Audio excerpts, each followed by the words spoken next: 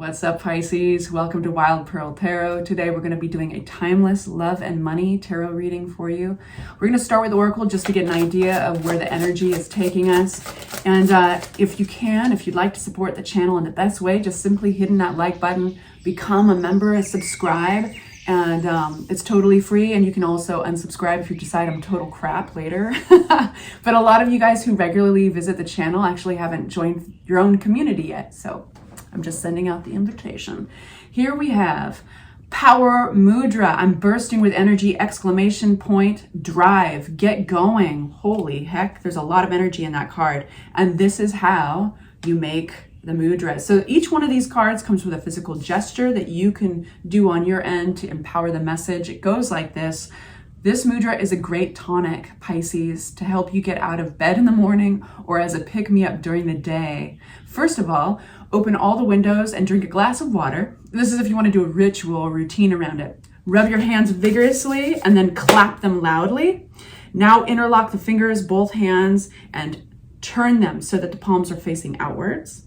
Stretch your arms forwards, downwards, upwards in time to the rhythm of your breathing. Then take a video of it and send it to me because that looks funny. Repeat it several times. Right on. I'm bursting with energy. I'm already getting energized from it.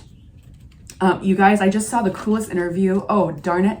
What is her name? Eileen Tuning Forks. Google Eileen Tuning Forks. I'm gonna go get educated in this because it is amazing. Like, I don't even know how to sum it up. I just opened a can of worms and I'm gonna leave you hanging. I'm sorry, but check out Eileen Tuning Forks. Just talk about energy and rebalancing, and we're all frequency. That's such a Pisces moment I had with you. I'm sorry. But it's for Pisces. All right. So also in the energy, we have the Page of Pentacles. So Page of Pentacles represents the energy that we're starting off our love and our money reading. And it also is talking about curiosity, a growth mindset. What are you capable of when you put your ego aside, right? And you ask questions. It's all about research. It's the apprentice of the deck. So let's keep him in mind while we are getting cards. So we're going to start with money in this column and love in this column. We're going to have a different deck for each. That means I can't use this one. All right. So money for my Pisces. Money for my Pisces. Please make it clear. It's such a beautiful day out today, and I really wanted to take you outside with me today, but if I don't take you outside, there's a good reason, and it's because the squirrels were going off like mad. They saw something they didn't like, probably a cat, and they all warn each other, and it's deafening. So that's why you're not outside with me. I'm sorry. Money for my Pisces. Money for my Pisces.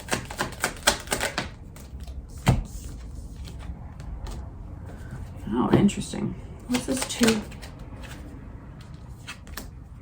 Money for my Pisces.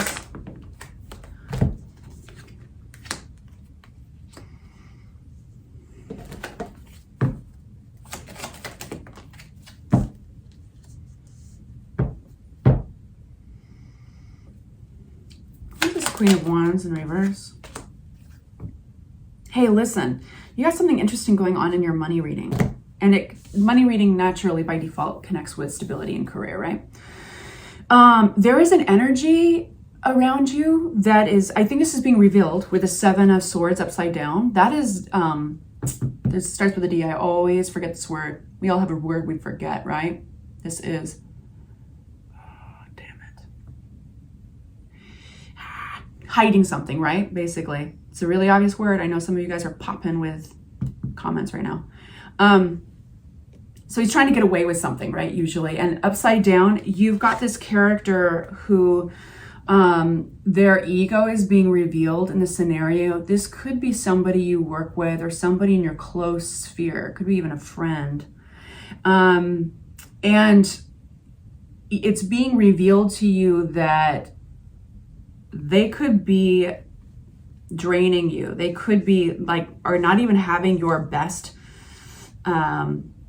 they could not be just a friend. They could be talking behind your back. They could be, I don't know, their energy is off. It's weird. The Queen of Wands, when she's upside down, she's toxic. She's a toxic version of herself. This is usually somebody who's going to be working from their ego.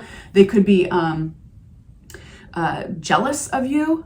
And it's coming from the Three of Cups upside down. So this is a moment, this happens to Pisces. They can make frenemies but not know it. They're the one, they're thinking, here's my bestie. And their bestie's like, yeah, that Pisces sucks. You know, it could be behind their back. They could be kind of working against Pisces. And we can go on and on about like Pisces hearts and how compassionate they are. And sometimes we experience naivety, especially in our earlier years. We learn the hard way. Oh, what like envy looks like in another person and stuff. So anyway, we won't go into that because I know I'm preaching to the choir. But this is a great time to take a look at the energies that are around you, because it seems like somebody might be a douchebag. Just saying. We do have this. I wonder if this is the same person. There's a partnership here coming through you guys, and you feel a very certain way about it. I think you believe in certain aspects of this, thinking that here's our Page of Pentacles. You can grow, you can expand on this partnership, you can trust this partnership. You just need to be willing, and it's taking strength there. What is this, you guys? This is a really interesting reading. But it's going to come out in the wash, Seven of Swords upside down. It's being revealed to you at the time of seeing this. And if not yet, consider it a day or two from now. So remember this. Don't of course superimpose something that's not yours, but remember this. If you look at the work up till now, if you look at the progress you've been making specifically in this partnership up until now, are you making the progress you thought you would? Is because it's all like the proof is in the pudding. With the Seven of Pentacles, it suggests that maybe the work that you've been pouring into something, it needs some fine tuning. It needs maybe this energy to be weeded out, whoever this is. Because, and then it's like, once you get that energy out of there, you can, it's like, you're not starting over, but there's a sense of like, okay, a freshness of like, okay, my ships are coming in now that I've kind of got this out of the way. Really interesting. What's the Three of Wands? Yeah, you're collaborating in a healthy way by leaving something behind. You got a dud in your world. Who is this bad apple? It's like, as soon as you get, what are we going to do with this bad apple? I just want a total clarity from the tarot. Yeah, this person is not anywhere close to healing or recovering or like getting over jealousy, whatever their ego is. It's nasty, boo, but it's being revealed. So these are those moments where, listen to your spidey sense. This feels like it's a moment where somebody lets the veil fall a bit. Like you see behind the curtain and you're like, oh, this isn't working. And you could be basically, there's just a sense of an impending sabotage if you stick around this energy thinking that it's going to change.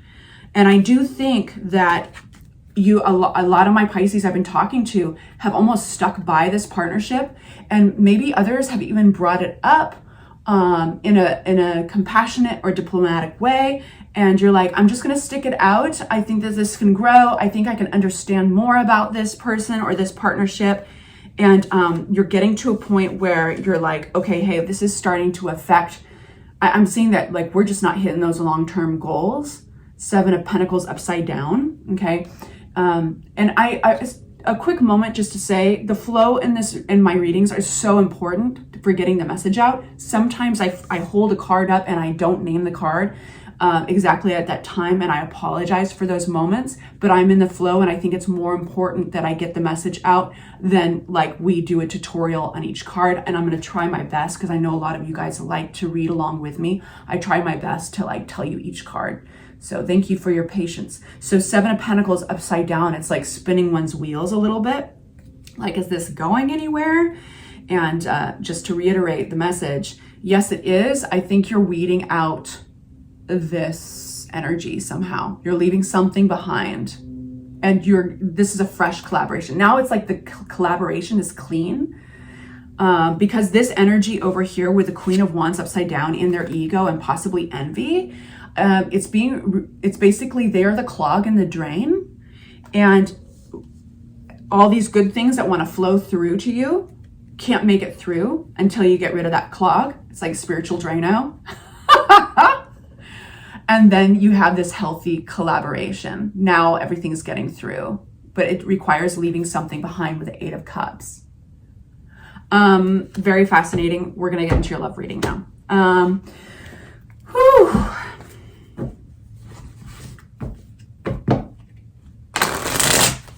Pisces love. I just got to take a breath after that. Pisces love.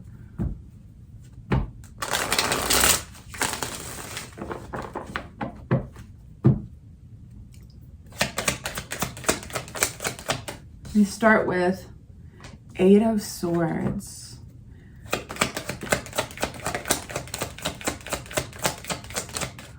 Oh, the plot thickens. We have the Death card upside down. Oh, honeys. Listen, you got some good memories with somebody. Okay, listen. So there's a situation that you're still holding on to. And these are my Pisces who are a little bit, even like a little bit, holding out hope for something to work out. You put in a lot of time and effort into this.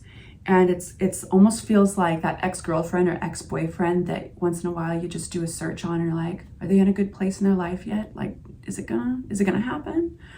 There's just this one, it's like if you think you have both feet out of the game, there might just like be your pinky toes still in it, you know? We got this Eight of Swords we start out with, which is, it's limited thinking. It's the way we can constrict our own lives by way of our perspective or our thoughts. I know I'm really unpacking that in an analytical way, but so a tarot reader a while ago said it this way and I loved it.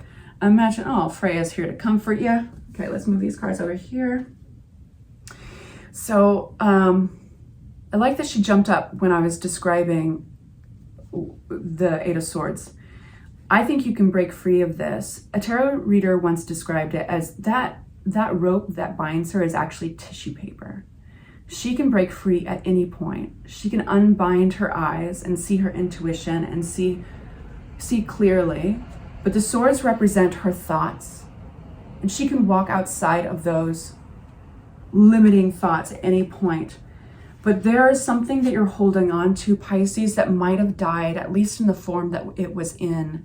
And this is a relationship to love somehow.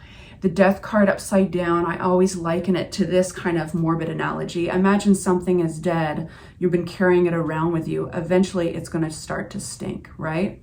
And it's going to stave off some other really good things for you, right?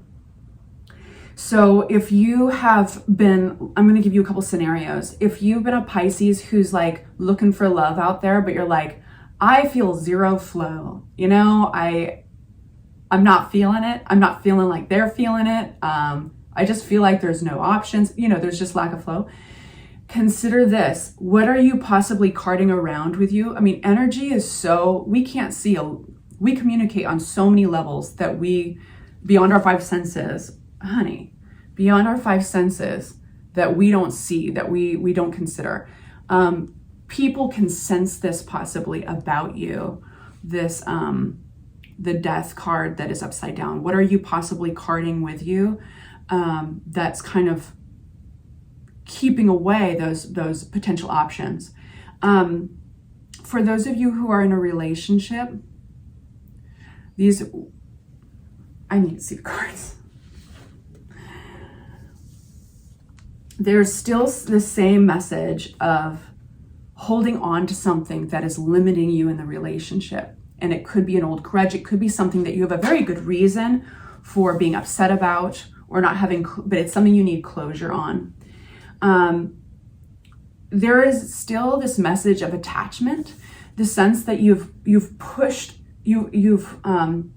so much into a relationship or in love, that like you don't want it all to be for nothing. There's good memories here. You don't want to throw the baby out with the bathwater. We do have this compassionate energy. This represents you, the Queen of Cups. You know that you're a love and not a fighter, boo. But then your love reading gets really interesting with the Knight of Swords. Somebody wants to come forward to have a conversation. Okay, I'm not somebody who likes to create false hope, so I'm taking this very seriously. At this point, I just want to let you know, like, you are the weaver of your own tapestry, and you don't want to give your power away to me, to tarot. So listen to your own intuition. But right now, I'm going to ask about this energy coming towards you, wanting to get something off their chest, because you've been holding on to something, and it's started to stink. And so, but there's a loyalty there to it, but it's also keeping you limited. So when you step back, you're like, oh, that's fucking purgatory. Like, that's gray area. You might be at this point, Pisces, getting frustrated because you can't quite land, but you're floating 2 feet above the ground. So it's like, which way do I go in love? Do I start fresh or do I let this go? You know what I mean? So now let's talk about this individual coming towards you. Opening up a new deck of cards. Let's do this, Pisces.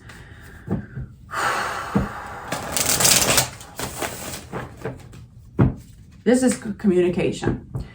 This is fast moving energy. Knight of Swords is one of the fastest cards. It's like when they get to your doorstep, or when they get to you somehow, they got a lot to get off their chest. Usually there's results. They want results. Knight of Swords, let me make sure that these start upright. They all have to start upright. If they fly in reverse, that's how we read them. That's my little agreement with the cards. Something's felt unfair about this.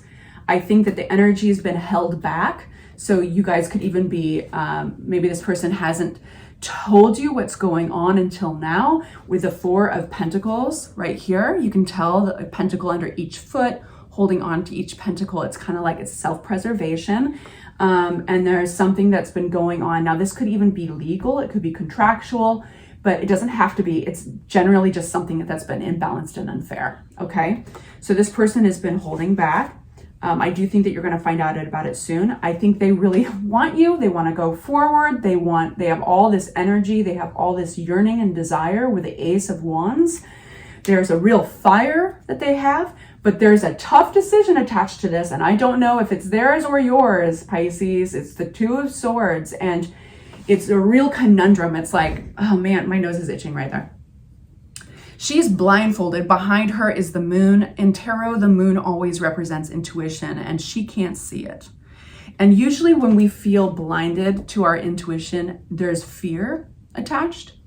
Let me dive into that in particular so I can be helpful for you, Pisces. Yeah, it's just unstable. It's not that you don't want it, because you've been carting this in some form around with you, even past the point where it's starting to stink, so it's affecting your life. It's putting you in a bit of a gray area, 2 feet above the ground. You just need stability. You need stability. You need stability really badly.